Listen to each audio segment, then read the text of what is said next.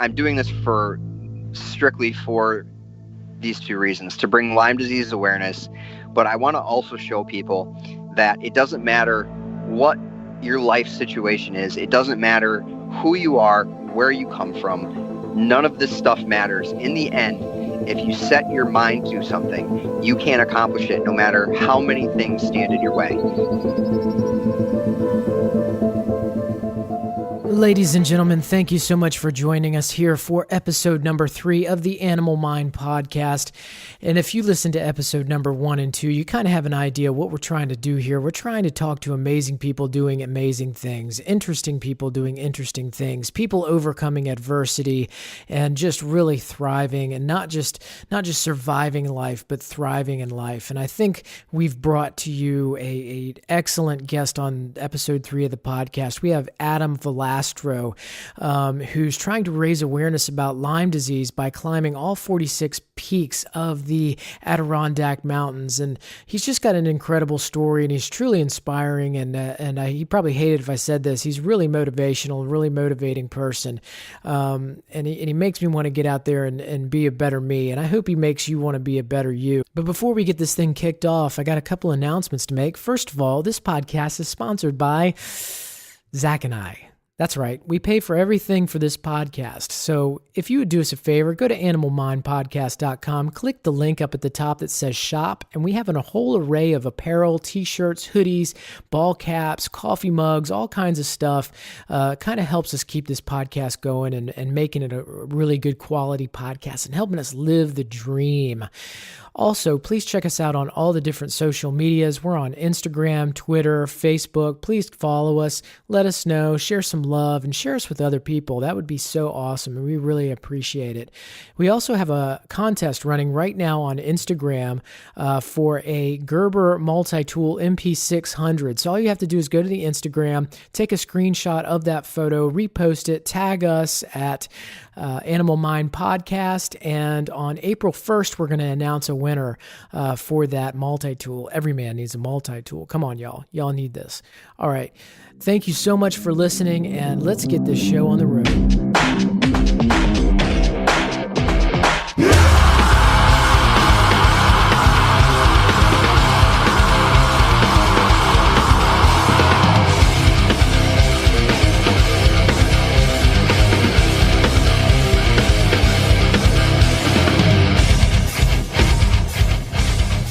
Zach. Patrick. What's up, buddy? Living the dream, man. You know me. Same old same. Very good, very good. I'm excited we have Adam on the show today. Adam Valastro. Did I say that right? You got it.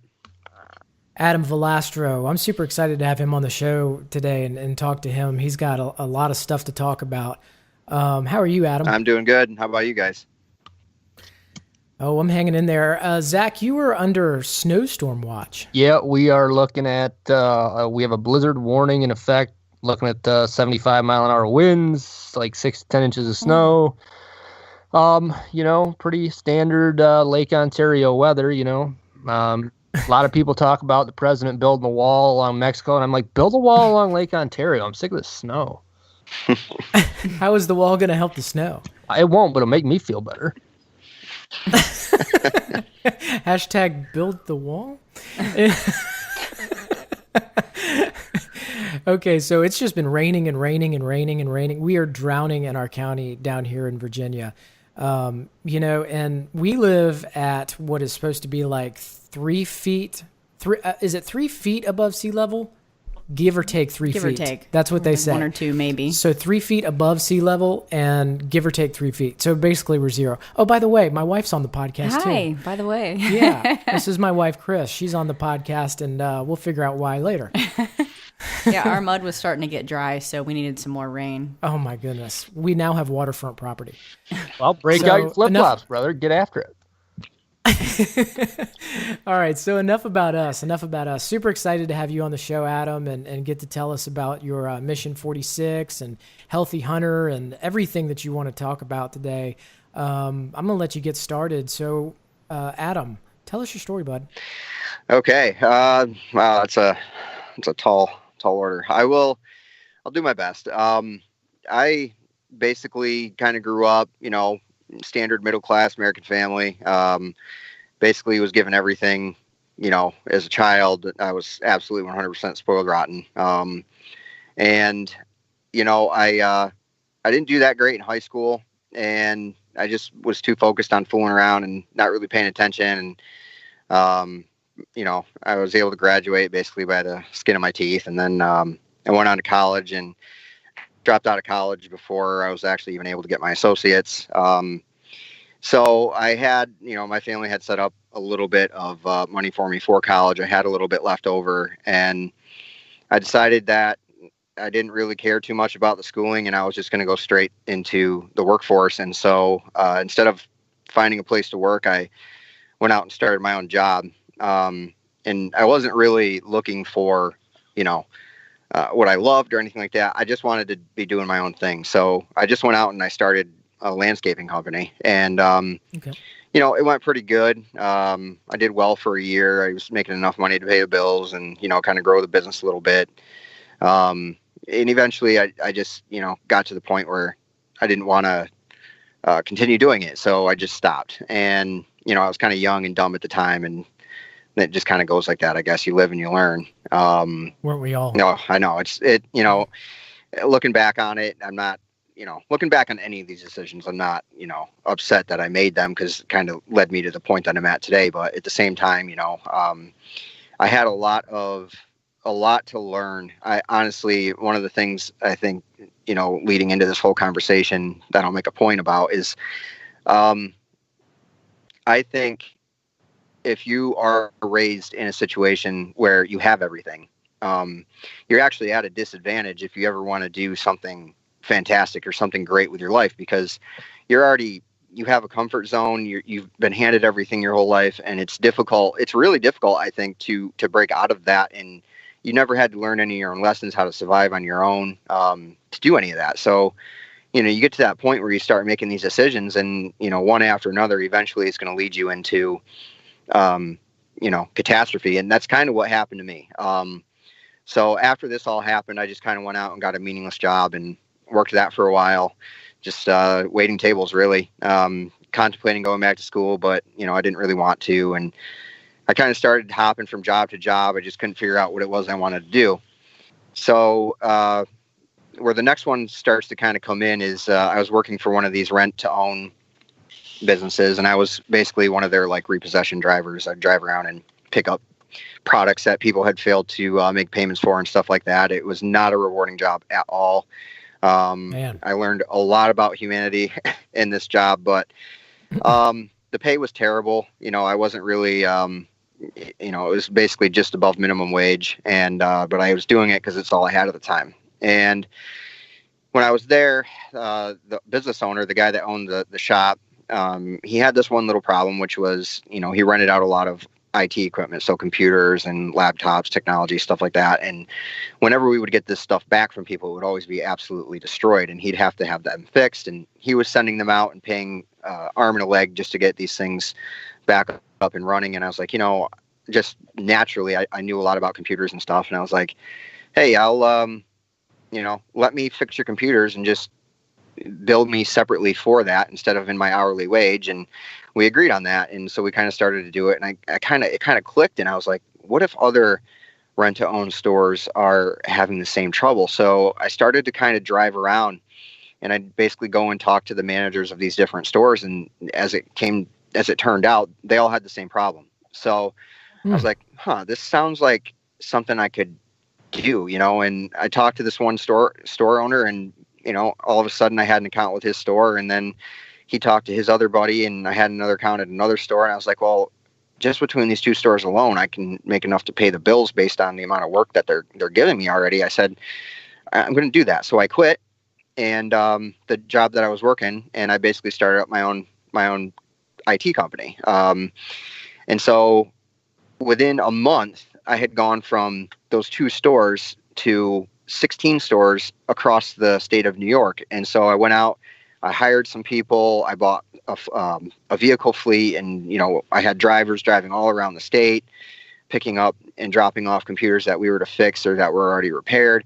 And we were making a boatload of money. I mean, at that point in time, I had everything. I had, my own a really nice place. I had all the toys and cars and trucks, and I wasn't real business savvy at the time in terms of what I should be doing with my money, or I should say financially savvy. But no matter what, there was still so much money that I was able to grow the business. We had this big, beautiful office building, and we were doing really good. And in order to make this all work, I kind of brought on a business partner, and that ended up kind of being the nail in the coffin, so to speak. About 2 years down the road, some of his decisions kind of flatlined the business, and then the company that we were doing most of this work for ended up getting bought out by a company who had their own in-house IT repair. And so it just all kind of came crumbling down. And at that point in time, I was in a 2-year relationship with somebody. And shortly after that relationship failed. And I kind of in my mid-20s, I moved into my mom's house, into my old bedroom. I got a job scooping ice cream for minimum wage, and I was in a massive rut. I was miserable, going from having everything to having to sell it all, and kind of recoup and end up, in your parents' house in your mid-20s after a failed relationship and everything is a pretty crappy spot to be in. So I was in a rut for about a year, and then I continued to kind of figure out what I wanted to do in my life. Just really, I wasn't motivated. I wasn't anything. I had learned nothing, and it was just a tough time. So I met someone, and this person lived in another state. So I would drive down there to visit and kind of, hang out with her for a while. And eventually that kind of progressed into a full-blown relationship. And at that time, I was like, I think I'm just going to join the military. I had put out some applications and stuff like that, some IT jobs and whatnot, but nothing was really panning out. In fact, the one that I was kind of looking forward to called me, and they said that they had hired somebody else. And so I was just in that position. I'm like, well, I might as well just join the military. So I took my ASVAB. I got a really high score on that, and they basically told me that I can apply for any position that I wanted in the Air Force. And so I did. And I was 3 days away from going up and more or less signing up, swearing in, whatever they call it. And the guy that had told me no before called me, and he's like, it didn't really pan out with this other person. If you're still interested in the job, it's yours. And, he told me the pay and the benefits and everything. And I was just like, I don't really want to turn this down, because, the hardest part for me for joining the military was having to move away from my family. Really close family my whole life. And I didn't really want to do that. It was kind of a last resort, but I was going to make that commitment. And then this job kind of came along, and I couldn't say no to it. So it ended up, that job I still actually have. And it's a great job. I mean, my pay is great, and my benefits are awesome, and I can't really complain about that. But as I soon found out, I think more or less my whole life, I've always kind of just had like this deep down, something that just, made me feel like I was here for more. I wasn't just I don't feel like I'm on this planet to more or less just live an average life, or to just, pay bills and die, more or less. And I was like, well, what am I going to do? And so I started to think about it, and I decided I love hunting. I love the outdoors. Why not try to do something that revolves around that? So I started up this brand called Healthy Hunters, and it immediately caught traction. This was right when the whole hunting and fitness were two completely separate entities. And then people like Cameron Haynes and some other people started to kind of marry the two things. And I was like, this is a good opportunity. So I started Healthy Hunters, and the whole point was just that hunting and fitness kind of go hand in hand, because you've already got these people out there. They've got access to the healthiest meats and protein that you can get. And why not make this into an athletic, venue? And it just picked up. I mean, within a few months, I had 20,000 followers on Instagram. My Facebook page was about the same. Wow. And so I started monetizing it, and doing video work and selling, like fitness plans that were designed for people that were going to hunt, like movements and muscle groups that would be focused on people who are going to be out in the backcountry, putting boots to ground and really working for what they were after.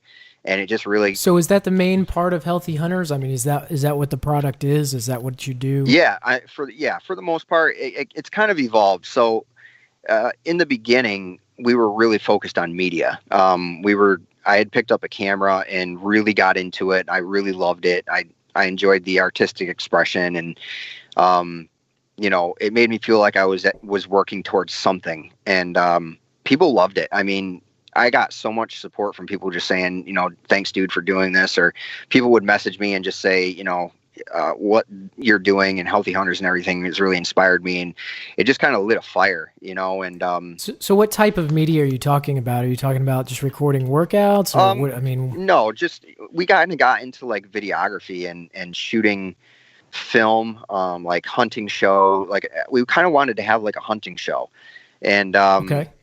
It was kind of popular at the time. Everybody and their brother was trying to do it, but we focused on the quality more than anything. I got in touch with some of the top names in the industry, and they kind of gave me some tips, and we kind of started rolling, and it was going really good. I was producing some awesome content. We got this one video out there called Human, and Human was it was in the hunting industry. It was more or less viral. It went everywhere. It actually landed us partnerships with Bowtech and Remington and all these other big names in the industry. And Remington actually came to us and they're like, hey, you guys are really good at the media and what you do. We would like you. We have a new product coming out for Scent Control line, and we'd like you to handle our social media and, the media for this product. And I was just blown away. So, a couple months in, that's interesting. Yeah, a couple months in, and they're like, we'll pay you guys a few $1,000 a month to do this. And I was just like, wow, this is like an opportunity once again for me to, really start doing something on my own. I had even slightly considered leaving my job so I could focus solely on this. And at the time I had become friends with this one guy. I'm not going to say his name. I just don't want to, get that into this conversation. But he was more than excited. I said, I'm going to need help. I can't do this by myself. Do you want to join up? And, we kind of laid down some ground rules. I told him I'd split the income from this project 50-50 with him. And, we ended up going around, traveling out in different states and stuff, just going to different shows to help promote the product and run media and do all this other stuff. And, it was really a really exciting time. And, we did that for about 3 or 4 months, and the next fiscal year was coming around. So we went to sit down for contract negotiations to talk about price and stuff. And they were throwing 6-figure numbers at us. And, I was absolutely blown away by this. I mean, I was never more excited for anything in my life. I'm like, I'm actually going to get to do something, that I truly love, that I'm truly passionate about, that I'm just absolutely pumped for. And, what ended up happening was the guy that I had brought on went to these guys kind of behind closed doors and worked out a deal with them for a less significant price. And he called me up about a week later without my knowledge. I had no idea that any of this had gone on. And he's like, hey, I'm going to be working with Remington, and we're going to cut the fat. So we don't really, need you guys. And I was like, what? And ouch. Absolutely devastated. Oh yeah. That was, just another point of failure. And I was kind of getting used to it at this point, to be honest with you. I mean, just so many things had gone wrong. And, I kind of was like, it took the wind completely out of my sails. I didn't know what to do. Thankfully I hadn't quit my job. I still had that. And, but again, I still have it. It didn't make me happy. I wasn't, this job Sure. isn't something that fills my life or anything like that. So it just basically pays the bills. And Sure. I was like, well, I don't know if I can really do, what am I going to do now? What am I going to do? I just continued the Healthy Hunters brand and evolved it to try to bring back in some of the financial flow. We created the 90-day Hunt Fit Challenge and started up a program where we built a team, and people would basically pay a certain amount of money and they would be included into this team. It's the Hunt Fit Warrior team, and they'd have access to, the workout program, and, we would push their accounts on our social media and stuff like that. So it gave people something to be a part of. And, it allowed me to continue the brand in a forward direction. And so that, that was nice. Around this same time, that girl that I had, so this whole thing went over the course of about 6 years. The relationship that I had with the girl that I had met before was deteriorating pretty quickly. We had a kid, and I more or less I stuck around for a long time because I was worried about my kid. I was just like, what is it going to do to him, if this doesn't work out? And so I kind of gave up a lot of things, to my happiness, other things, to more or less make this thing work. And I just got to a point where I just couldn't do it anymore. And so I left. And when I left, I didn't want my son to go without. So I left everything with her. I was just stay in the house, you stay here, keep the vehicle, keep everything. And I'll figure my own thing out. And because of that decision, I ended up in a 1-bedroom drug infested motel for $50 a day. And, financially I was absolutely destroyed. Even though I had a job, there was a lot of debt incurred from that relationship and from, everything that kind of went into it. I was tens of thousands of dollars in debt, and my truck had been repossessed. And I was at least 3 months behind on my bills. My truck had been repossessed. I was living out of a motel. I mean, I'm not sure it can get much worse than that. The only thing I can say is the next step beyond that would just to be homeless. And I didn't know what I was going to do. I had my job, but that wasn't even making a dent in what I had going on at the time. And, I don't know. The stars aligned for one reason or another. And the first real good thing that happened was I met the woman that I'm married to now. I mean, absolutely, hands down, the girl of my dreams. I mean, this is someone that I never expected, to be in a relationship with, or to even find. And, it just kind of fell in my lap, and it just blew up from there. She lived at the time halfway across the world in Iowa. And, we had gotten real close, and she decided she was going to move here and everything. So, I managed to ask my family to help me out a little bit. They gave me some money. I was able to go get my truck back, and, they didn't give me the money. They loaned it to me. And, I went and got my truck back, and drove out to Iowa and picked her up. She packed up everything and moved here. And for a short time, we were both living out of this tiny drug-infested, disgusting motel room. And that was kind of like my first clue that, this girl, she loves me for who I am. And it kind of like solidified the confidence that I had in her and how everything was going to work out. I wasn't worried about, whether she was in it for money or for any other reason than that. It just kind of was like, yeah, like we have something real here, and it just kind of worked out. And about a year after that or so, we kind of moved. We finally had saved up enough money. We moved into a decent apartment. It wasn't in the greatest area. I mean, we had to do with what we had at the time, and it was just nice to finally have our own place. And we just kind of started from the ground up. And every day I still had this massive, I'd wake up in a sweat at night just staring at the ceiling, because I'm like, what am I going to do?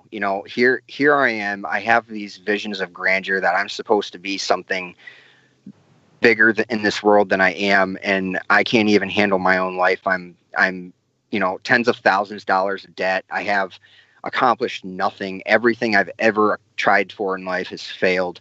The only thing I have right now that I can give credit to is I have a son who's absolutely brilliant. I'm proud of him. And I now have this girl that I'm in love with. And that was it.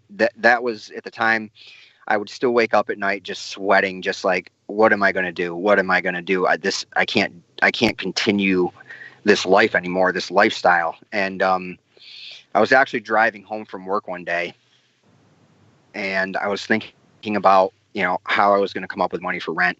Because I was already 2 weeks behind, and our bills were awful. We just weren't able to keep up with them.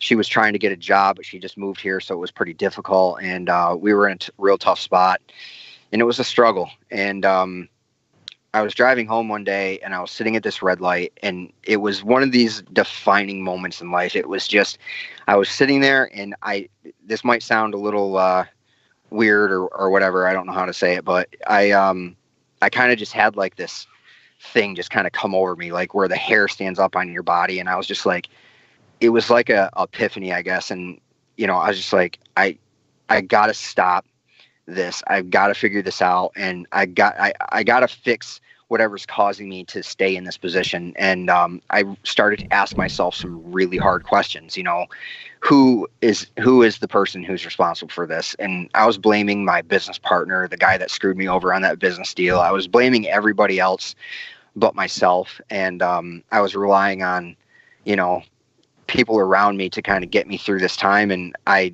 just hadn't done or accomplished anything for myself. And I'm like, you know what? That's it. I'm done. And I went home and I told Brianna, I was like, here's what we're going to do. I kind of laid out a game plan. And over the next year and a half, I worked harder than I've ever worked in my entire life to make it work. And we were able to pay off a whole bunch of debt, like a lot of it, about 75% of our debt. And I was able to kind of get us in a much better position.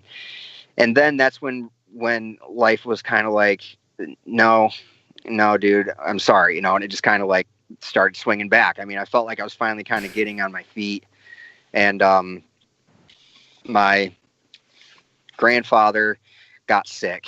And my grandfather is someone who's been a huge part of my life ever since I was a kid. He is absolutely 100% part of the reason I was raised. At the time, he was 91 years old. He's a World War II Marine veteran who fought in Okinawa, Japan. He was boots to ground out there, and he had 100 stories. The guy basically started from he was born in a small little town with no economy.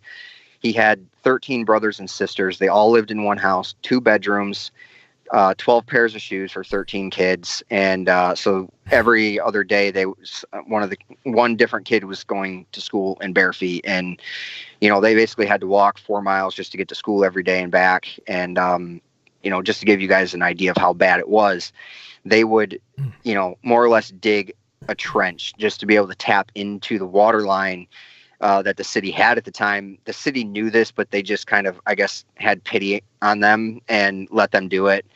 The train, their house was right next to the train track. Just happened to be the only place that they could really afford. And so whenever the train would go by, these were the old, coal steam engines, and the pilots, or I forget, the conductors of these trains would more or less like kind of tell their guys, hey, go throw a couple of shovelfuls off the back, when we drive by this house. And so the kids would all run out there and they'd pick up coal and put it into a bucket. And that's how they kept their house warm at night. And they had nothing.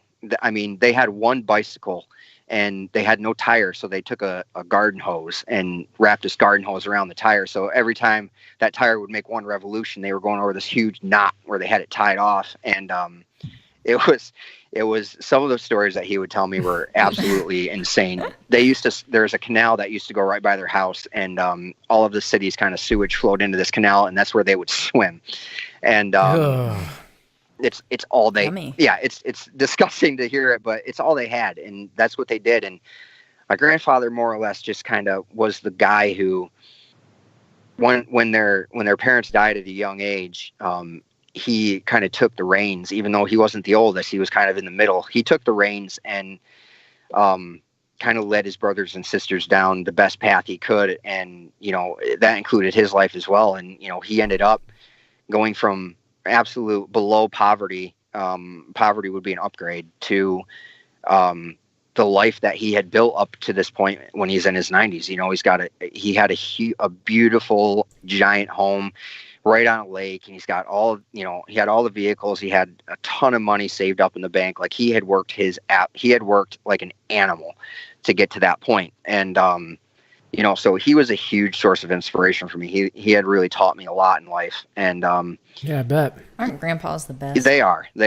I credit my mentality 100% to this man and everything that he did in his life. I mean, he's in the Football Hall of Fame. He's just done so many different things. It's like listening to Forrest Gump talk. He's just accomplished so many crazy things. And when you watch that movie, when you watch Forrest Gump, you notice that he's not the brightest guy in the world, but the reason he gets ahead is because he did things even though everyone around him told him he couldn't do it. You're too stupid, you're too slow, whatever.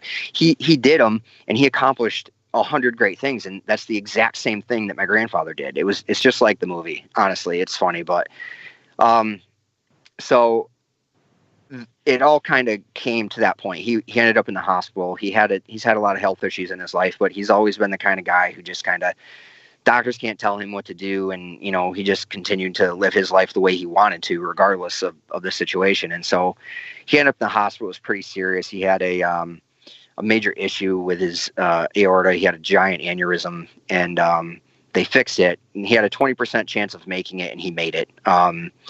And he came home, and he was back to living his normal life. And I remember that time very well, because it was the first real time where I was like scared, and I was just like, what are we going to do? This is too rough. And, I've never lost a close family member or anything. And he just continued to push forward. And I found inspiration and motivation in that. And it kind of came at the right time, because about a month later, the house that we had grown up in, that we have all this family history with, my grandfather built it with his bare hands, burnt to the ground. And wow. I, just coming out of everything I had come out of, I was finally trying to fight back at life and trying to get my feet on the ground. And every time I would, it would just come and kind of sweep me up and throw me for a loop, and just kind of to push the envelope. And after the house burnt down, my grandfather continued to kind of deteriorate in health. So I had this long conversation with my wife, and I was like, we need to take care of them. They've taken care of me my whole life, and it just isn't right. Like, I can't see them like going into a home or having to spend his life savings on healthcare for the rest of his life, paying nurses and doctors and stuff to come into the house. And so, Adam, was that what you were talking about, your epiphany at the red light? I mean, what was exactly the epiphany that you were having? So the epiphany was more or less of a wake-up call, I guess you could call it. When I was sitting in that moment, I was just like, I have to make a decision. This moment right here is a fork in the road for whatever reason. And I decided at that time that I had to really start asking myself the tough questions. I had to, do something drastic with my life, because I had opportunities come, but the people that I was blaming for my position was everyone but myself. And I kind of needed to be, if you really want greatness, if you really want to do something with your life, you have got to live a completely different life than you are right now. And that's really Definitely what it came down to. I more or less was just, it started that immediately. I went home, I told my wife all these things, and we had a great conversation about it. And I decided that no matter what happens, I'm going to do what I feel is right. I wasn't someone at the point in time where I was at that I would even want to be friends with. And that was an interesting concept to kind of think about, because I was like, how am I going to... It sounds like you were taking, sorry to interrupt you. I was going to say, it sounds like you were taking ownership of it. And what you'd said before is like life was fighting you down, and you could see like the fists of life, like breaking down your door. And you had to be like, no, I'm not going to do this right now. I need to take ownership. I need to take control of it. And I need to ask myself the tough questions. I need to take responsibility of what I'm doing, and I'm going to fight life back and give it back to it. That's such a good way of putting it. And what's funny is what you bring up, the fists and the fighting part of it. And for some reason, I always kind of like, since that moment in time till now, or the last few years, I really have kind of like always visualized life that way, almost like being in a ring with it, and fighting it more or less. And, you take the hits, but you have to keep getting up and you have to keep fighting back. And I more or less told myself this. I was like, you know what? No matter how hard life hits, no matter what punches it throws, no matter what position I end up in, there is going to be a point in time in my life where life is going to know that there is a champion in the ring. And I more or less had to kind of tell myself that, if you want to be great, you have to believe it. You have to know that you are capable of doing these things that you want to put your mind to. And, that's such a great analogy and a good way to look at it. I'm glad you said that. You know what's funny, Adam? I have this Animal Mind podcast branded hashtag that I'm trying to spread. It's hashtag punch this day in the face. Perfect. And so I'm putting that on like every Animal Mind podcast post on Instagram, and I'm trying to get it to spread like wildfire. So if you agree with Adam, hashtag punch this day in the face. I'm going to be hashtagging all over the place then. Do it. Hashtag it up. It's so easy too. Like, I mean, each one of us, I'm sure at some point in our life, you're going to have a day or year or month or years or multiple years where life is just beating you up, and you could take the easy road and just lay down and take it. And it takes a much harder, stronger, and, I don't know, self-actualizing, whatever you want to say, the ownership piece of it, to say, no, this is my life. I'm taking control of it. And you're not going to punch me. You're not going to get me down. I'm going to get right back up and bring the good right hook or whatever Rocky does. Absolutely. Yeah, absolutely. Or left. He's southpaw, right? I don't know. Yeah, 100%. That's a good point. Yes. I like Rocky. So, yeah. So at what point are we punching the Adirondacks in the face? So, we'll get right into this past year that kind of led up to this point and to this decision.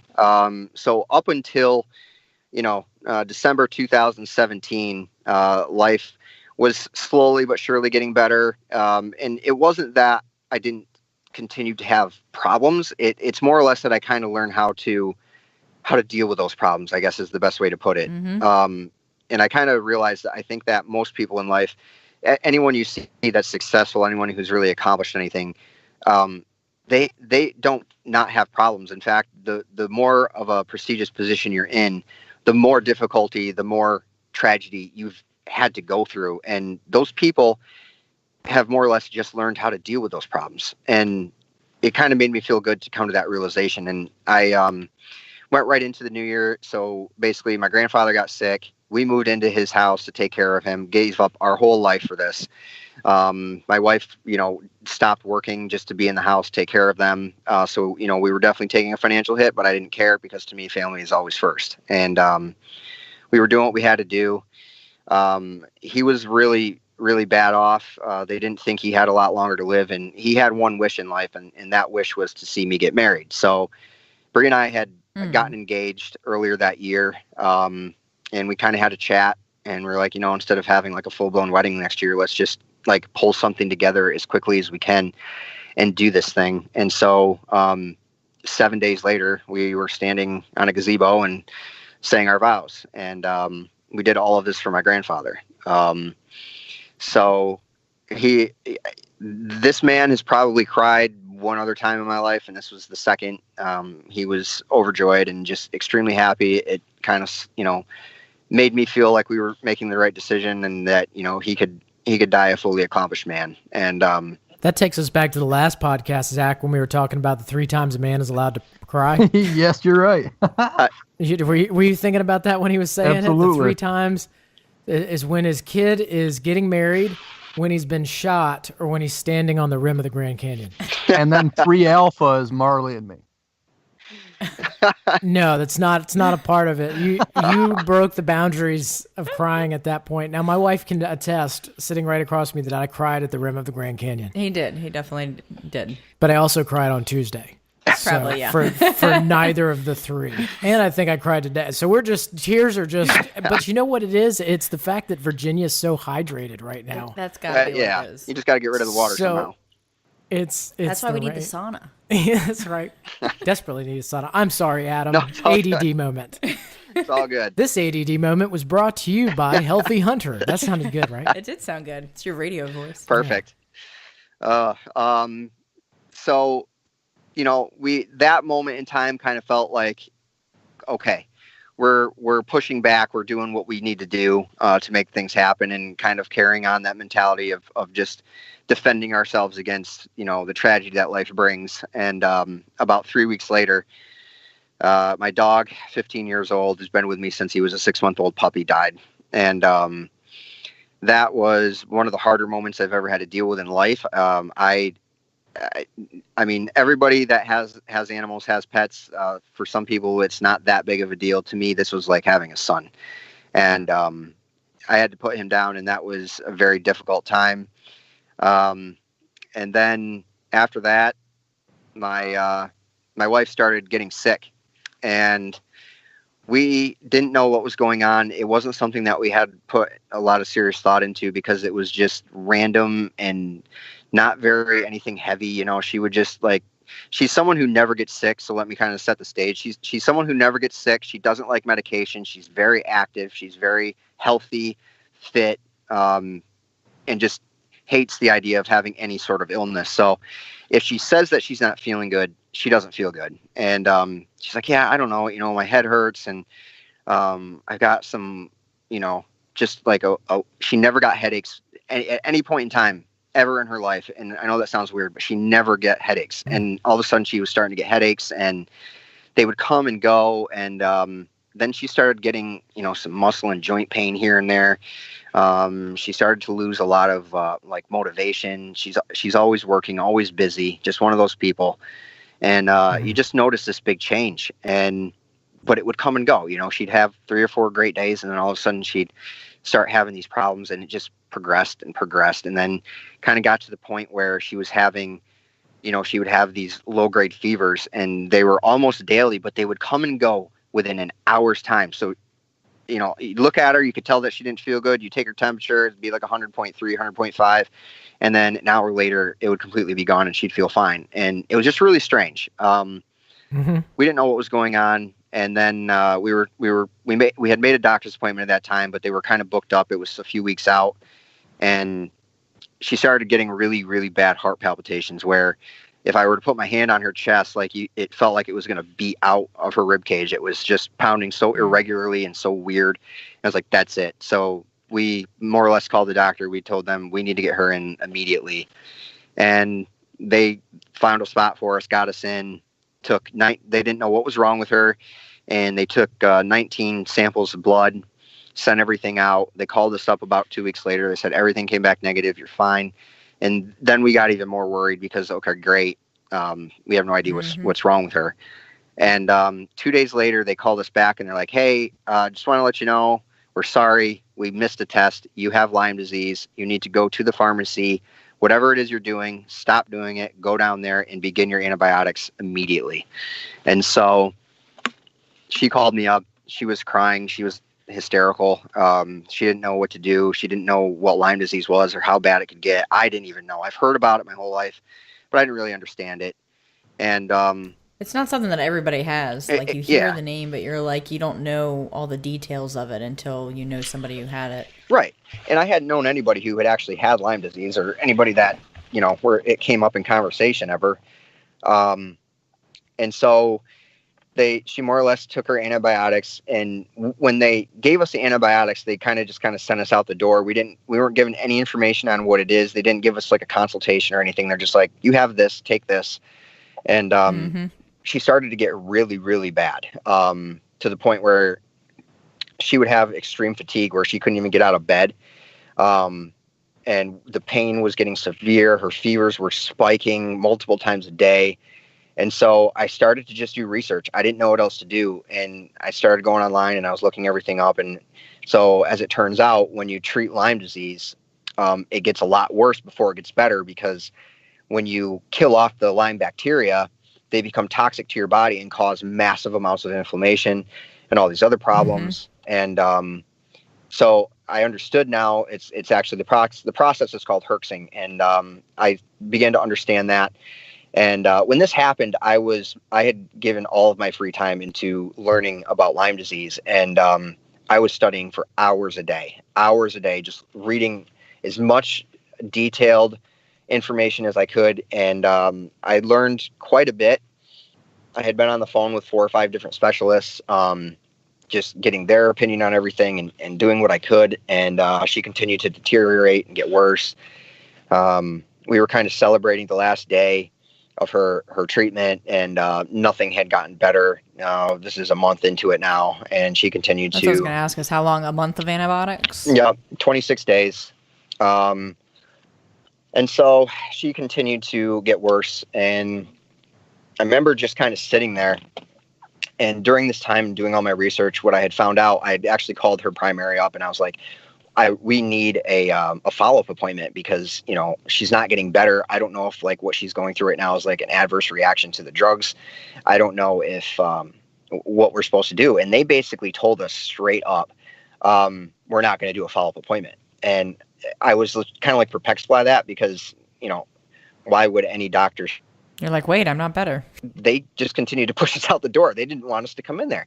And so I did a little bit more research. And then what I found out was that the medical community viewed late-stage Lyme disease like the plague. Like, they don't want to touch it. They're afraid of tarnishing their reputations. Like, it's the problem is, and I can understand it. I can kind of see where they're coming from. You know, in the medical community, medicine is science, and in science, effect needs to be measured by cause. And late-stage Lyme disease, a lot of the times, these people will end up testing negative for any sort of bacteria, yet they continue to maintain these symptoms. It almost becomes an autoimmune disorder. And so, long story short, I was sitting on the edge of the bed one day, and I was just kind of sitting there. She wasn't feeling good at all, and she was actually vomiting and had a fever and everything else. And I just felt so helpless. And I was just like, God damn, how many times do I have, how many times do I have to tell myself to just keep fighting, you know, to just like,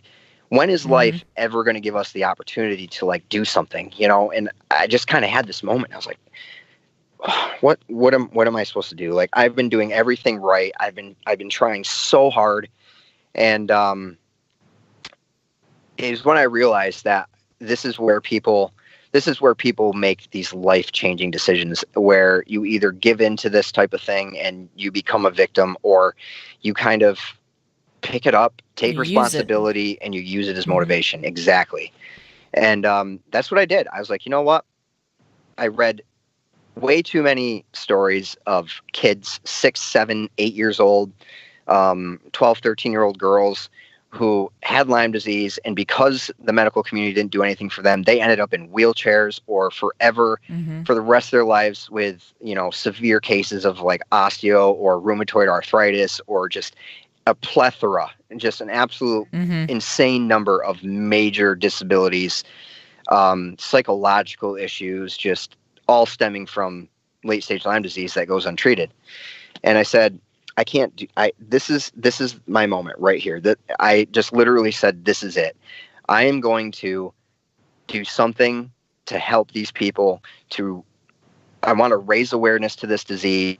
Back when they did like the big ice bucket challenge, right? ALS was kind of stuck in the research aspect. There wasn't really much being done. And they came up with this ice bucket challenge, and it raised awareness globally. And then within a few months, they had found a cure, or at least how to treat it. And I was like, you know, why can't we do something like that for Lyme disease? It's the fastest growing vector-borne infectious disease in the country, surpassing HIV and all these other diseases, yet it receives 1% of the funding for research, and nobody's doing anything about it. And so I got so much to your body too. So Adam, the reason I brought my wife on the podcast, and I think it's time we can open up on that. The reason I'm allowing her to talk over there is because about 2 years ago she was infected with Lyme disease, and then last year she had a resurgence of it. So I thought it'd be excellent to have somebody on the show who's actually been directly affected by it. And you want to talk a little bit about what it's like to get it, what your experience was? And I'm not sure where Adam lives and where he had it, but where we live at in coastal Virginia, it's not really all as common as it is in the mountainous and northern areas. So doctors here especially have no idea what to do. But in May, the very end of May 2016, we went to the mountains of Charlottesville, Virginia.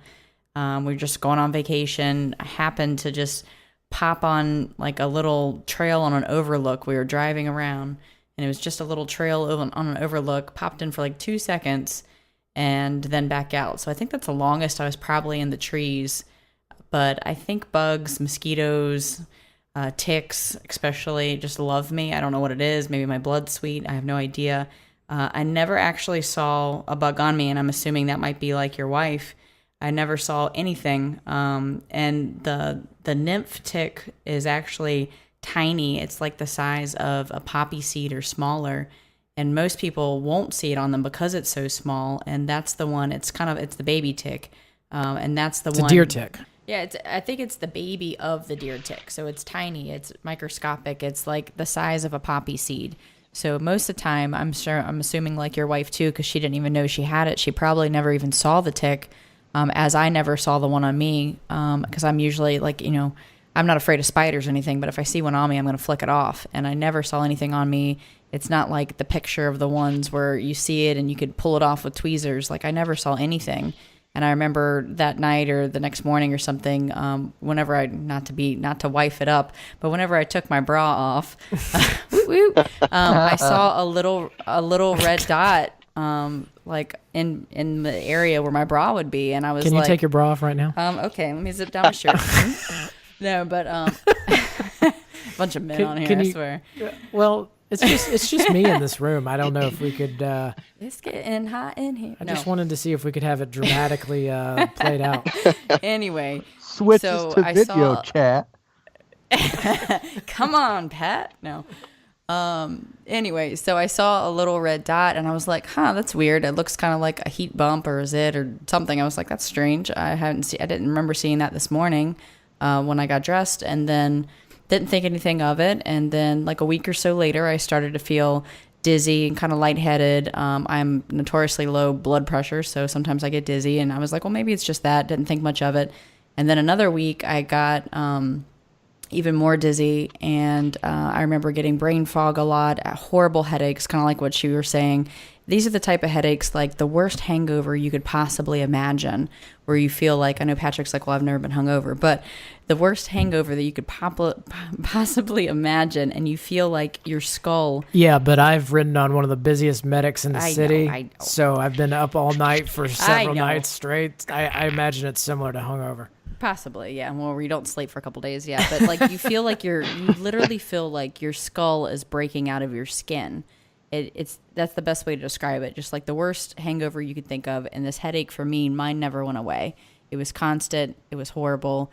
And then I would at about the 2-3 week mark, where I'm guessing from where we went to the mountains, I started to get kind of like the fevers you were talking about. The most horrible fatigue, and compared to Patrick, I'm extremely lazy. I'll just be honest. I'll throw it out there. I think anybody compared to Patrick is probably really lazy, but I'm kind of a couch potato.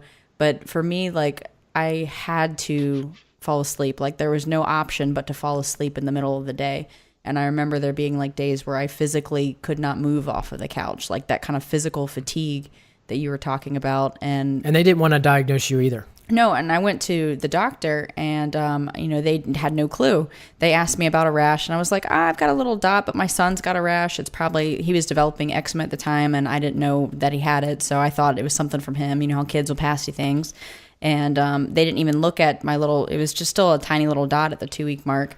And they were just like, oh, you're dehydrated, and they sent me home. They didn't give me any antibiotics, nothing at all. And then another couple weeks went by. I think it was at about the 1 month mark, where my little dot just inflamed and got about the size of your fist when you close it. And I was like, okay, that's weird. That looks a little bit funny now. Not before, but now it looks funny. And I kind of looked up, and at this point too, the headaches still were there. Fatigue is still there. Brain fog was horrible. And I remember before I looked up online, before I went to go to Google Doctor, I remember driving in the car and not knowing where I was. And I know all of us, when we drive at some point, you get to a destination, you're like, how did I get here? Ha ha ha. It's every day. Yeah.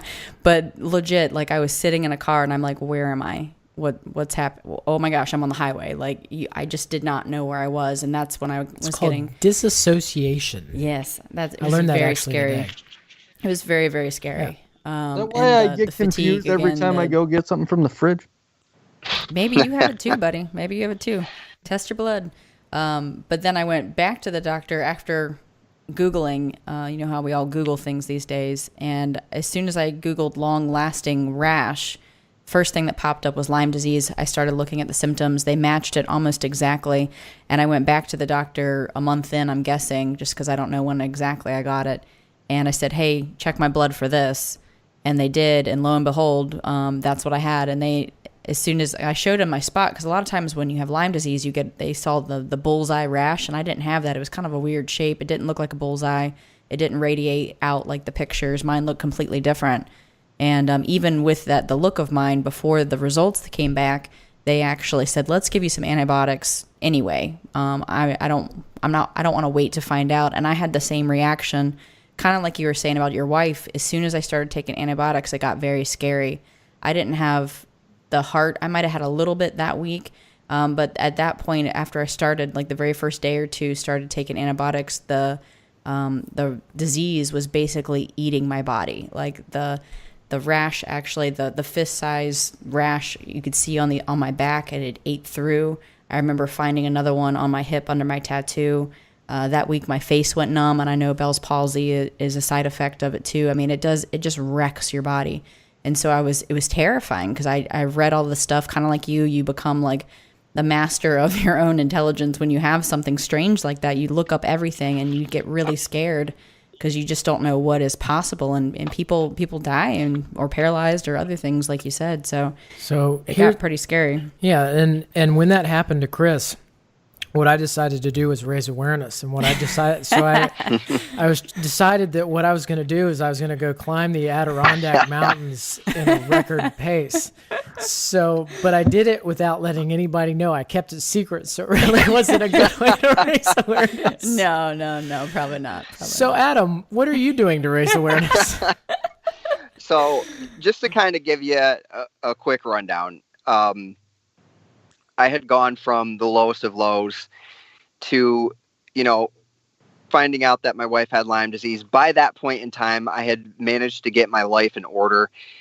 Despite everything that was happening that year, I went from where I was at to, being nearly out of debt, having my job and just taking care of my family and getting married to the woman of my dreams. And, everything was finally kind of, because of these changes that I had made mentally, I feel like life was finally starting to kind of turn around and things were going good. And I felt like, now I feel like I can try to do more. I feel like we've kind of got to that point now where I can start chasing my dreams again and stuff like that. And it all just kind of came together perfectly, almost as if I've been waiting for this moment my whole life. And that kind of might sound a little cheesy or whatever, but it's honestly how I feel.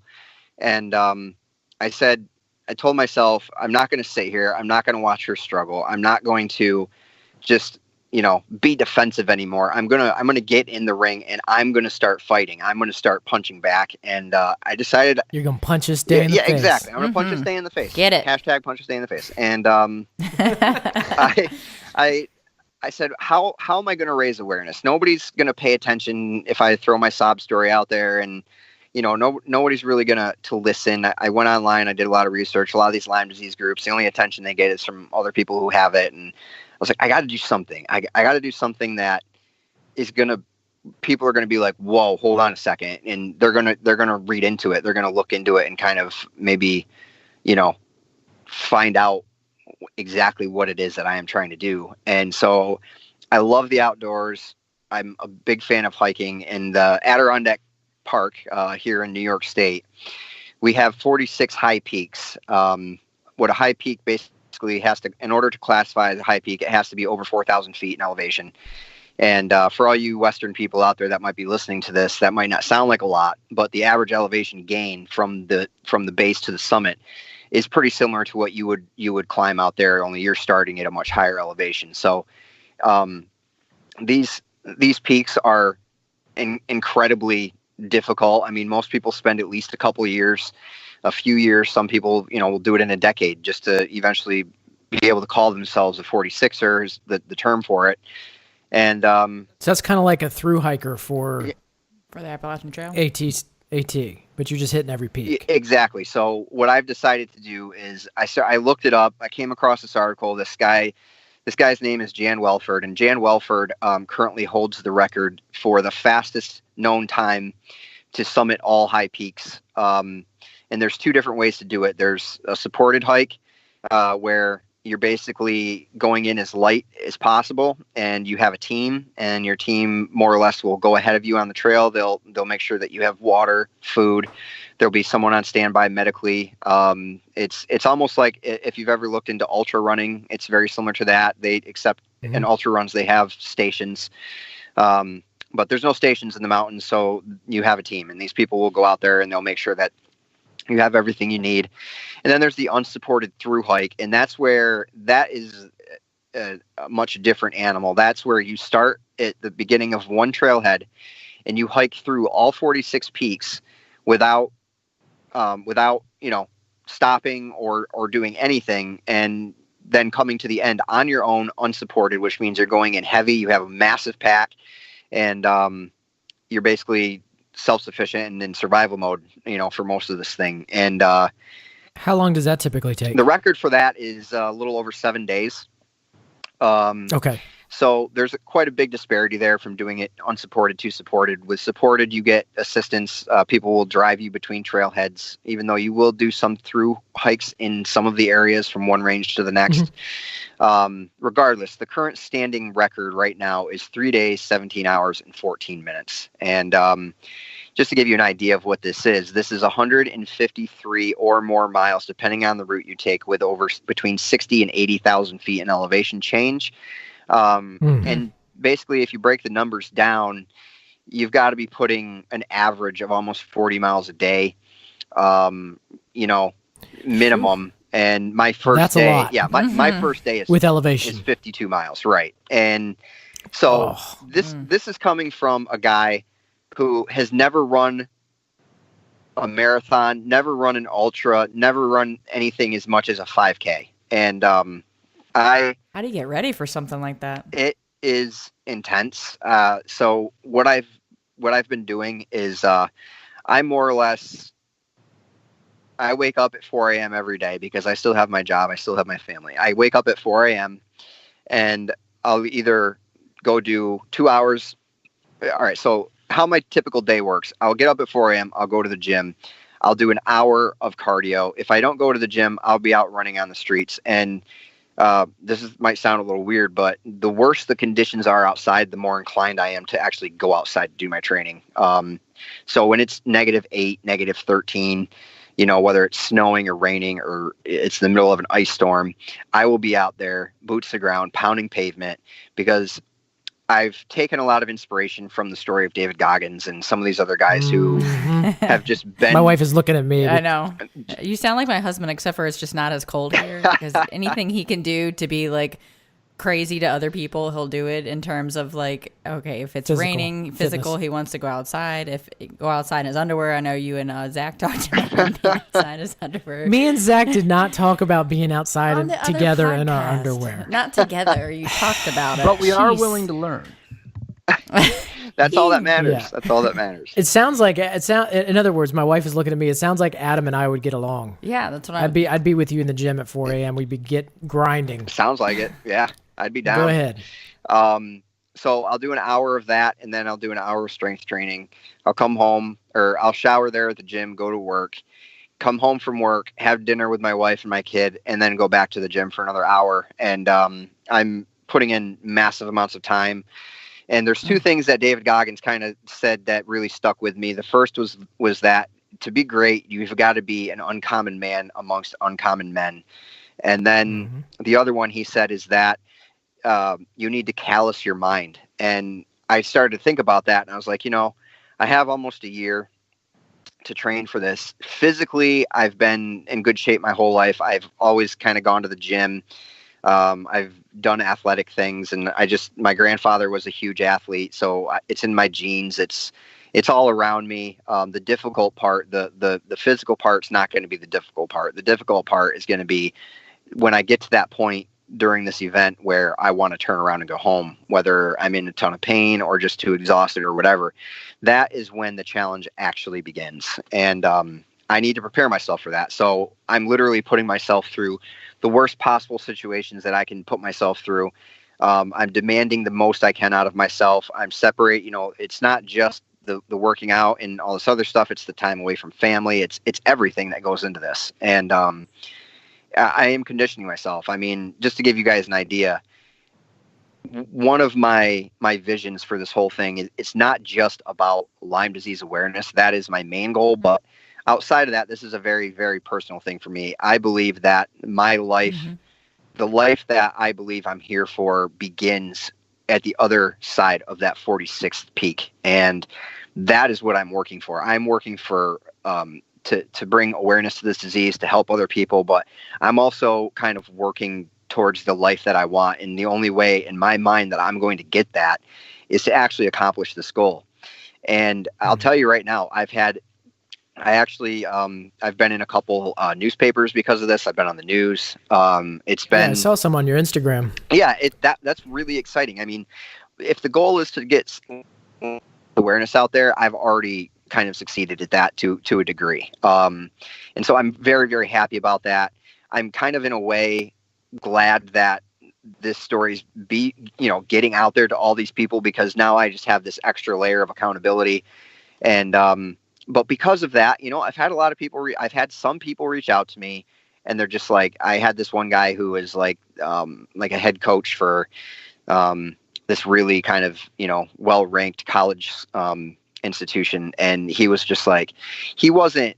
I don't want to say he was hating. He was, and I don't blame anybody for thinking this way. He was just very, kind of like skeptical. He was like, I trained athletes my whole life, and I just don't see how it's possible for a human being to accomplish something like this starting at the level you're starting at. And I just told him, I said, well, the great thing about there's certain times in life where you just meet people and they kind of blow away your expectations or what it is that you've kind of, met. And what I have been through in my life, from where I've been to where I'm at now, I'm going to apply those ideologies, what's worked for me and those lessons into this. And I'm going to use the lessons that my grandfather has taught me my whole life. The greatest one of them being, do not ever, ever let anybody tell you that you cannot do something. And he was told that his whole life, and he accomplished everything he wanted to do. The doctors 12 years ago, they told him he had 5 years left to live. And there he was 12 years later, still kicking, still driving, still out doing yard work. I mean, the guy was an absolute animal. And it was that mentality. It wasn't, that he was physically special. He had, a lot of issues, but he mentally just believed it. And that's, in my opinion, the power of will, the power of your mind can carry you to places that just you couldn't really necessarily conceive of before you get to that point. And I believe that down to my core, that I don't just, it's not a matter of if I'm going to do this. It's just a matter of when. If I fail this year, then I'm going to train all next year. I am going to hold that record at some point in time. And I hope I can do it this year, because that would just, I would be very, very happy with that. And that's what I'm training to do. I am putting myself through this part to of the make it happen. Conversation, it kind of reminds me of that story of, they never thought, this coach hating on you or not hating on you, or just, trying to tell you that's not possible. It reminds me of the story of when they used to think that you could not run a mile in under 4 minutes. Yep. And then Roger Bannister ran it in 59.4 seconds. And then 3 minutes, 59.4 seconds. Yeah, sorry. I was like, whoa. And then his record only stood like a little over a month, and then somebody was beating that, and other people have beat it ever since. I think, if I have the story absolutely correct. You do. So you're gonna hit that, and then you're gonna have a couple months, and then somebody's gonna hit it, and you're gonna have to go back out and hit it again. Well, here's the thing. If I set this goal, and I meet this goal and this objective, if someone else comes behind me and accomplishes it in a faster time, then I'm not going to have the motivation to go out there again and be like, no, I'm going to hold this record. It's not this isn't me going out there and just trying to prove to everybody that, I'm forever the fastest or the quickest at doing this. I'm doing this strictly for these two reasons: to bring Lyme disease awareness, but I want to also show people that it doesn't matter what your life situation is. It doesn't matter who you are, where you come from. None of this stuff matters. In the end, if you set your mind to something, you can accomplish it no matter how many things stand in your way. There's a lot of things that stand in my way right now as far as this is concerned, and I plan on blowing each and every one of them out of the way and making this happen. And, when I mean ground zero, I mean I am literally starting at ground zero. My first day after I decided I was going to do this, I went out and I ran. And I ran 1 mile. And by the time I was done, I felt like I was going to have a heart attack. I was, just sitting on the ground, shaking, wanted to puke. Like, I kind of sat there for a second and I was like, oh, what the hell did I get myself into? And I was kind of scared. I was just like, this isn't good, and I decided, again, I just kind of applied that mentality and you just got to push, dude. You just got to push. And that's what I did. So then you put it out to media and you burned all your bridges. So now you got to accomplish it. That's right. Exactly. There's no way to fail this mission. Even if I fail the record time, I'm going to at least show people that, with the risk of failure in your face is the only time that you're going to be able to actually accomplish anything that matters. I mean, anything of value comes at a cost, and you have to give up things to gain others. And in this situation, I'm giving up a lot of things. I'm giving up time with my family, time with my kid, I've pushed all of their aspirations aside. Healthy Hunters has been sitting, more or less vacant now for months. And I don't care. I dropped all momentum from everything else. And this is my only focus. This is the only thing I am obsessed with. It's just something that's going to happen. And, when I do meet people that are like, nah, dude, I don't necessarily think you can do this. Like I've had a couple people who have come to me, one guy in particular, and he was just like, hey man, he's like, I've had your name comes up a lot in conversations in this group, in this circle. And he's like, there's a lot of people who just say you're crazy and, that this is impossible. And he's just like, I want you to know that you've inspired the shit out of me. And he's just like, I'm out now. I'm exercising, I'm running, I'm doing all these other things. He's like, in fact, I'm going to be one of your pacers on this crew. And I more or less was, of course, I was like, absolutely, I would love that. And that lit another fire. I was like, this is working. People are getting inspired, and I haven't even really accomplished anything yet. I've just been focused on what I need to do to make this happen. And 5 weeks in now, and I am running an average of 7 miles a day, sometimes twice a day. My ultimate goal is to get up to be running about a marathon every other day. And I think if I can get to that point, my knees hurt just thinking about that. Oh yeah. The amount of pain that I was in those first 2 or 3 weeks, it's hard to really describe. I've been prescribed medication for pain that was less severe than that. And, I more or less was just like, this is just part of it. Deal with it, suck it up and keep pushing. And that's what I've been doing. And I'm pushing. I'm going to start by running a 5K this summer, or as soon as one becomes available. I've moved into the territory now. My 5K time is getting to the point where I'm going to at least finish top 10. But if I'm going to do my first 5K, I want to win it. So I'm going to get myself in a position where I believe I can beat the fastest guy in a local 5K. And I'll get there. I'm just leaps and bounds progressing in terms of speed and stamina and everything. I mean, I tell people that I run 7 miles, and 7 miles isn't even pushing. That's, to me, the 7 miles right now is just kind of like a conditioning exercise. If I were to push myself, I could probably easily run a marathon, but it would be a fast one. My thinking too is nobody knows you better than you know you. Absolutely. So if you tell yourself you can do something, you absolutely can. Right. But the second you have that doubt, or the second you're like, I don't know if I want to do it, that's when you let yourself give up. But if you tell yourself, I absolutely can do this, I want to do this, I'm going to achieve this, then there's no way but you're going to do it. That's my cheerleader over there. You hear? Oh, yeah. I mean, yeah, she'd cheer me on every day. People are conditioned I think from a very young age, people, everyone, when you're a kid, everyone has these dreams. Like they want to be this or they want to be that. And then, somewhere along the line, somewhere along the way, people lose that, and they end up settling, and they end up more or less living a life that's defensive in nature. And they settle, they become complacent, and they'll defend that. They will, if you were to press them on it, they'll defend that. No, I'm doing what I want. This makes me happy. Okay, is this what you would be doing if money weren't a factor? And that's when the conversation usually gets a little bit more intense. And I think that overall, most people are actually just led to believe that they are who they are, and they're not capable of much more than that. And all these other people, they don't understand that. I think they are capable. I mean, I'm not trying to start any crazy discussion or anything on this, but there's people out there. You have your people who are religious, and you have your people who are not religious. Whether they're spiritual or anything, none of that matters. The point is that if you're here and you're alive, you're listening to this podcast, you're on this podcast, whatever your situation is, the chances that you are here right now, scientifically speaking, they have a number for that. And that number is 1 in 400 trillion that you're alive today.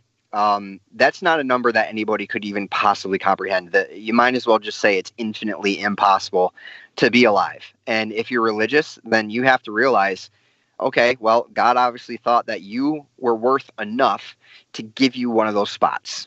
And if you're not religious, you have to realize that, okay, from the moment the universe was born, from the first stars, from all of everything that ever coalesced and came together, you're part of that. And so to come to that realization and just see that, you are rare, no matter who you think you are or what your situation is or how bad it is. You're here to experience this, and 400 trillion other possible people aren't. So what are you doing with that? And I just kind of, in other words, you have a purpose. Use your purpose. Yeah, everybody has a purpose, and every single person is special, right? Every single person is special. And I don't believe that I'm any better than anybody else alive. I don't think anybody is any better than any other person alive. Sure, you might have some genetic gifts or traits that can propel you in one way or another, but I believe that, hard work beats talent every single time. And these people who do accomplish great things, the only difference between what they're doing and the guy who's living an unhappy life doing a job that he hates just to pay bills and repeat the cycle is that they're just doing something different with the 24 hours that they're given.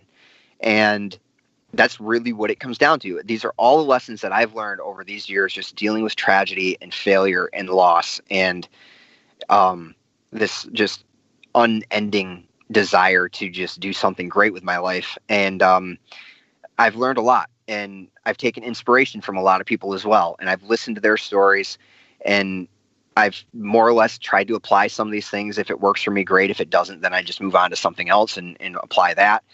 But just, I think having perspective like that and understanding that even if you're in the worst spot in your life, you're one single decision away from moving in a different direction and possibly accomplishing something extravagant, and I just think that's what it comes down to. I think that's life. Yeah, there's actually, just piggybacking off something you just said, there's actually a book out there. It's really good. It's called Talent is Overrated. Have you read that? I have not. It's by Jeff Colvin, I believe is who it is.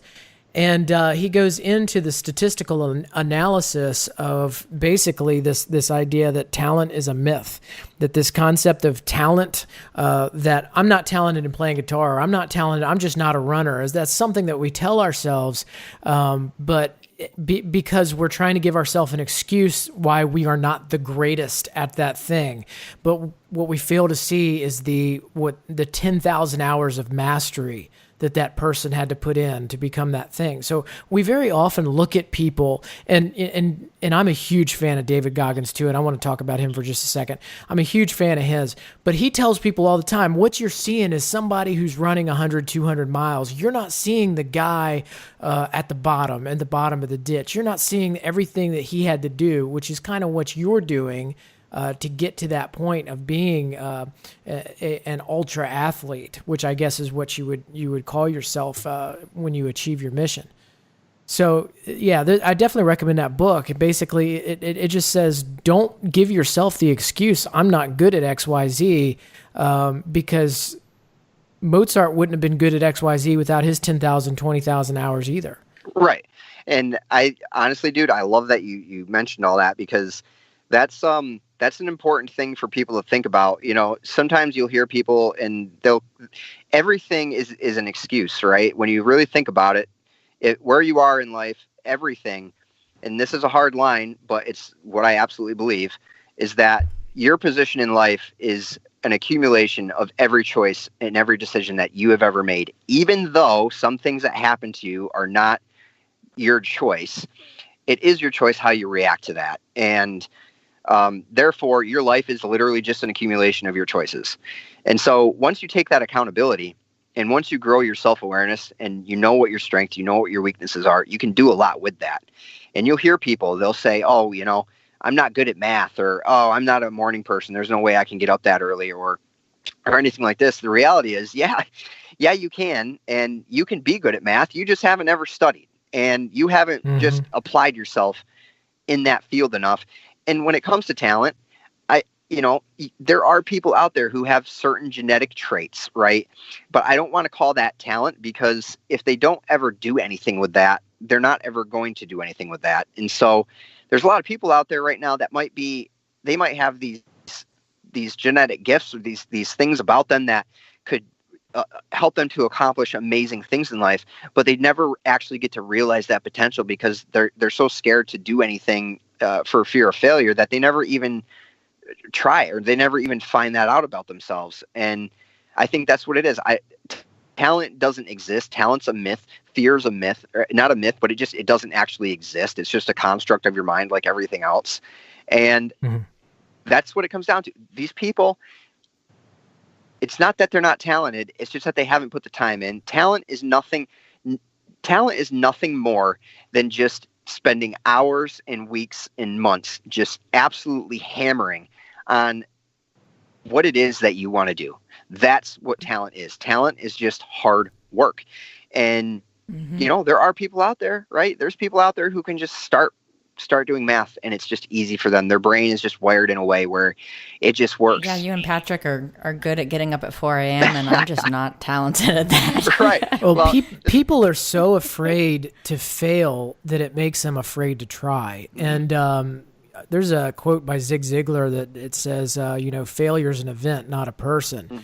And when you start talking about you looking at that and looking at you and looking at like Goggins, like we were just talking about, look, Goggins set out to make the pull-up record. Did he make it the first time? No. It took him 2 failures, and then he finally made it on his 3rd attempt.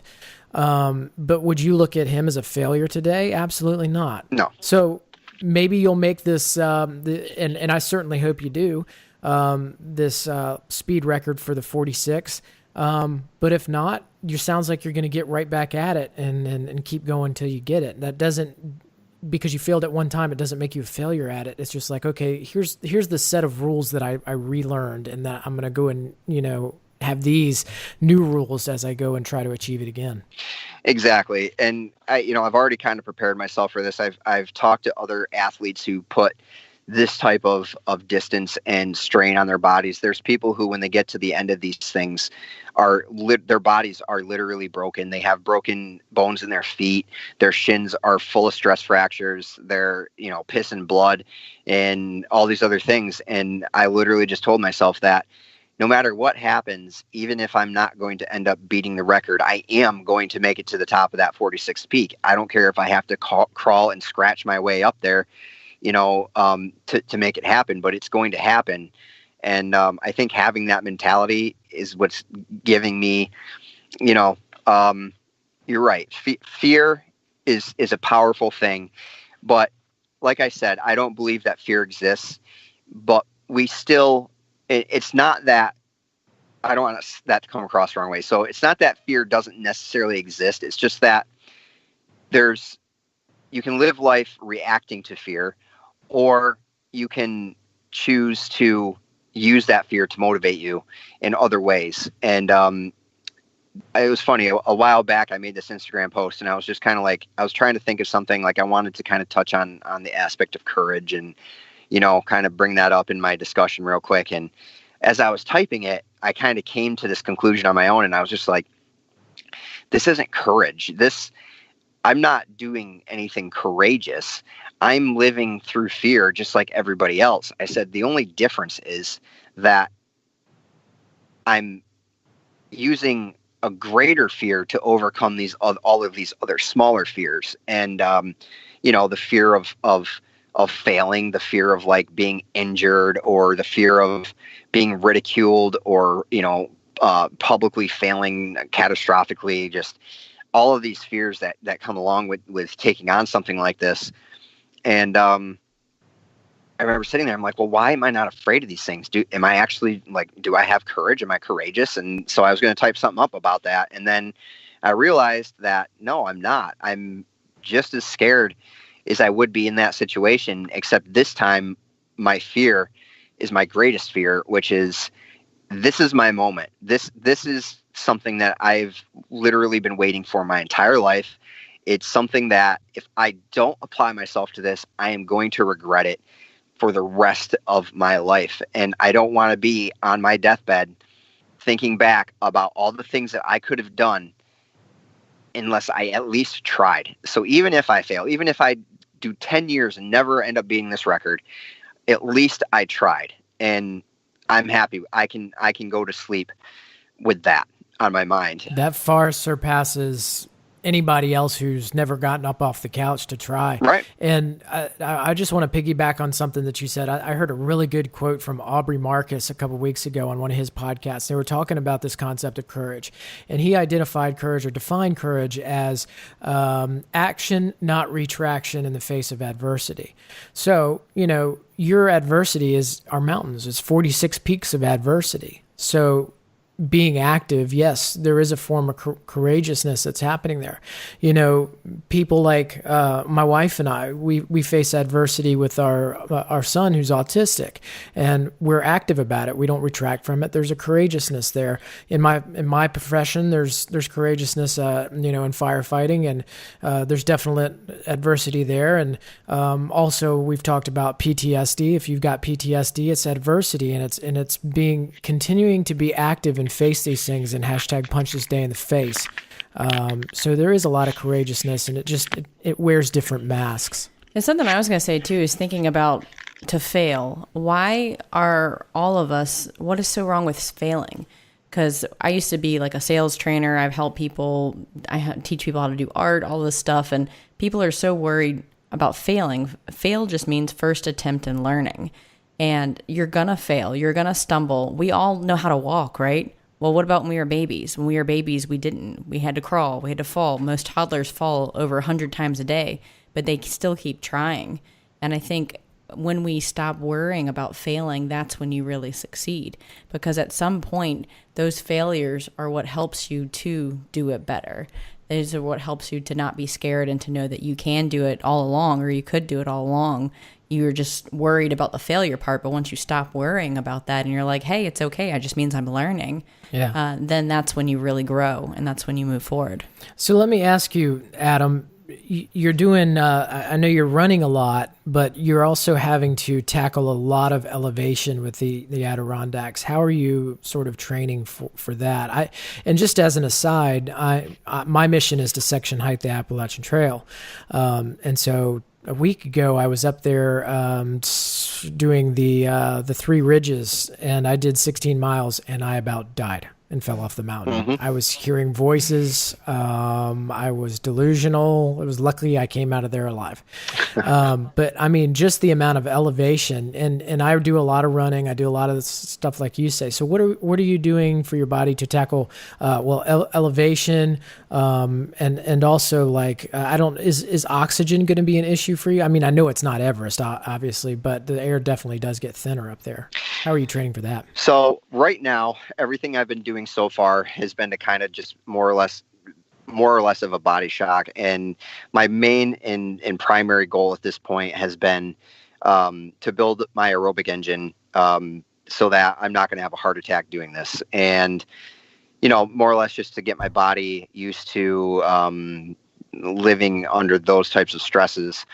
And so that part is easy. That part is just a matter of just putting miles on and pushing yourself, which isn't really that difficult. The hard part, like you say, is going to be the elevation. And so I've already started to incorporate strength training into 1/3 of my workout. So I'm doing 2 parts conditioning and 1 part strength training. Genetically, I am kind of gifted in that area when it comes to strength training. I am capable of putting on a lot of strength and a lot of muscle mass very, very quickly. And I have my whole life.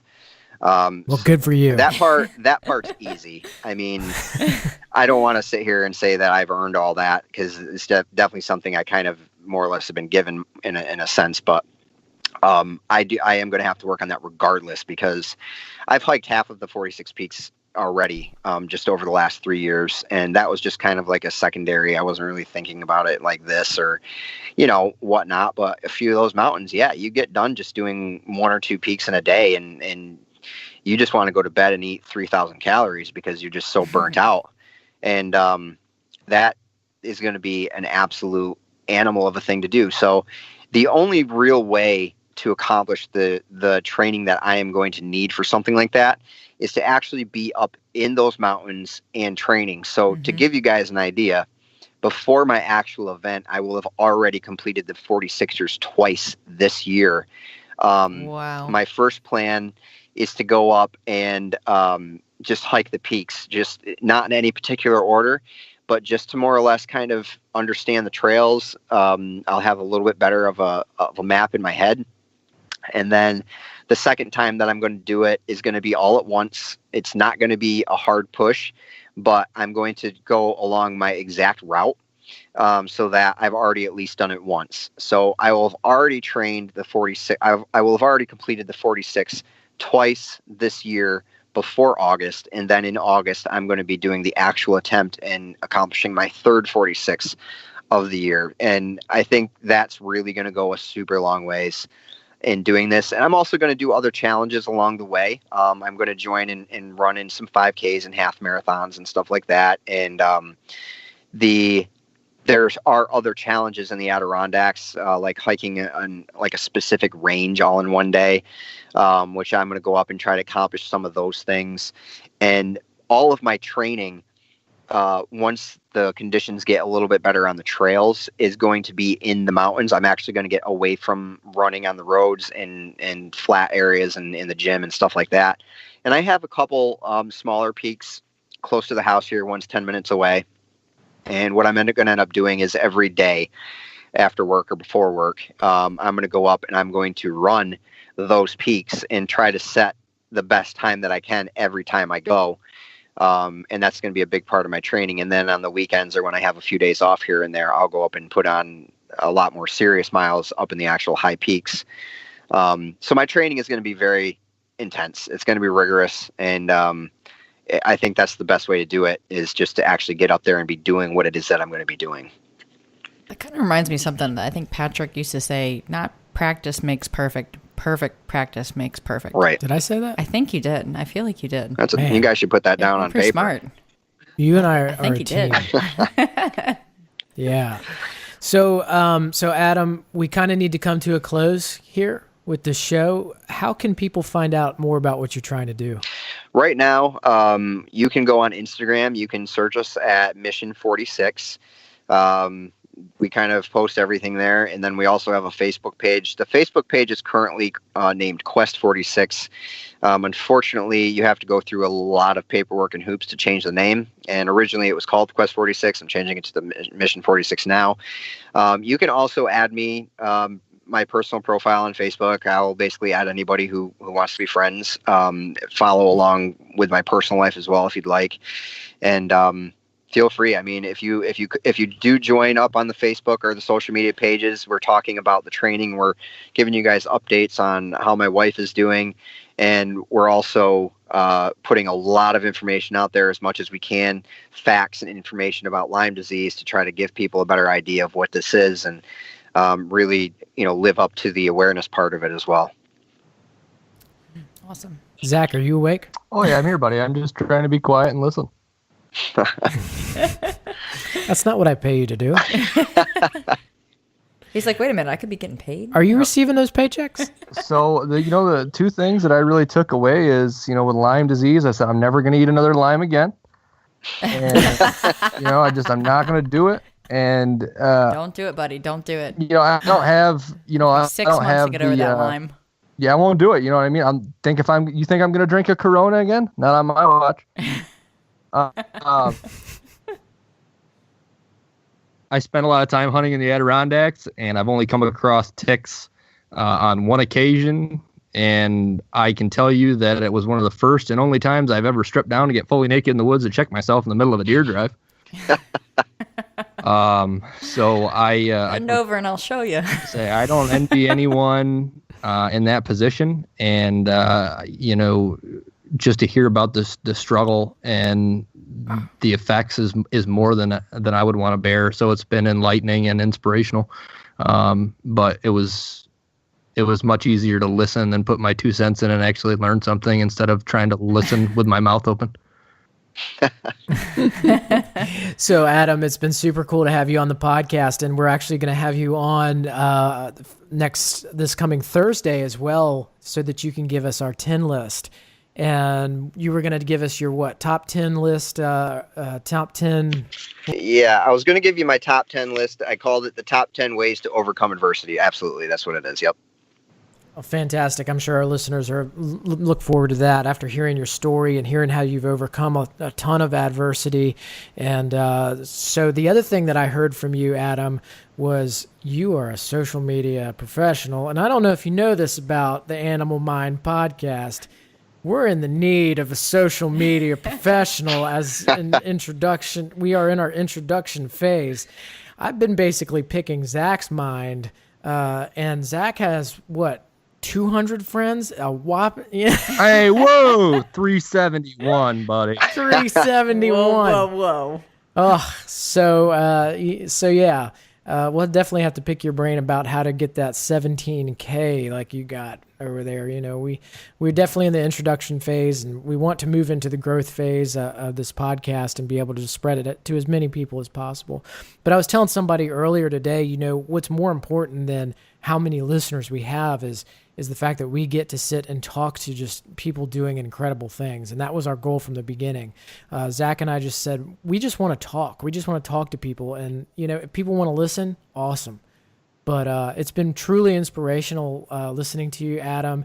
And we're rooting for you, and anything that we can do to help you, we definitely want you back on the show as often as possible. There's a wealth of just motivational quotes that can be pulled from this podcast. I really hope people tune in, and we're going to try to spread it like wildfire and really get it out there. But Adam, thank you so much for being on the show. Of course. Thank you guys for having me. I really appreciate it.